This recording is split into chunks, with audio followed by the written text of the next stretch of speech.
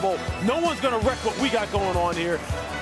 It would be perfect. It'd be perfect. The Bears move back one spot here, and as you see, they pick up a fourth-round pick for next season. Philadelphia wanting to be aggressive in this spot, moving up one place, maybe believing someone else was going to come up and take a player that they were interested in. Again, a lot of signals here, maybe pointing towards Jalen Carter, who is Mel Kiper's #1 player on his big board. Mel, that does seem the direction that might make sense here, but we've not yet heard anything official. Yeah, the Eagles tend to want to invest in the trenches in these first-round picks. That's why I thought it'd be interesting if Bijan was there. Would they take him? Peter Skoronski, offensive lineman out of Northwestern, is the kind of guy they need in life.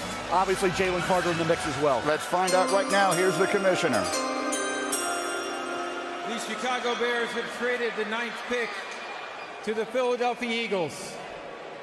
With the 9th pick in the 2023 NFL Draft, the Philadelphia Eagles select Jalen Carter, defensive tackle, Georgia.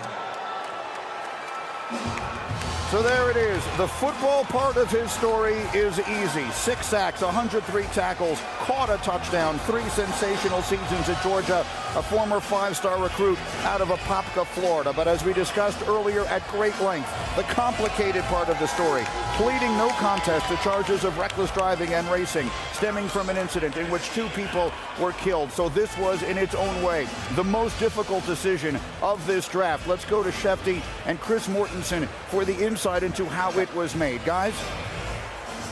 Yeah, I can tell you here, Greeny, the Philadelphia Eagles went back and forth on this pick.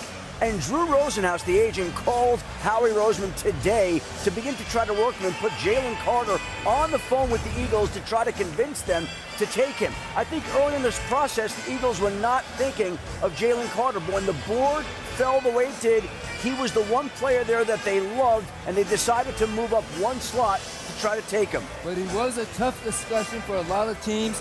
I know at least 3 teams picking in front of the Eagles that took him off their draft board, Greeny.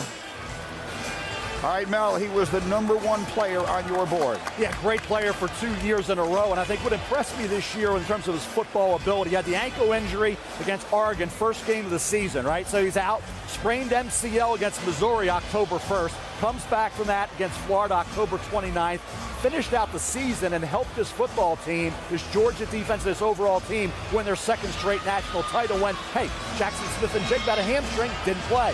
Jalen Carter came back and played, and he really assisted this team. He had 31 quarterback hurries. As I say, they give away hurries at Georgia, they give away candy on Halloween. But again, Jalen Carter was in the backfield a lot. Credit with 32 tackles. I'll tell you what, 6'3", 315 pounds. A guy who is tough to block. The interior pressure he gets on a consistent basis wreaks havoc, and it really affects quarterbacks. Jalen Carter didn't have any issues.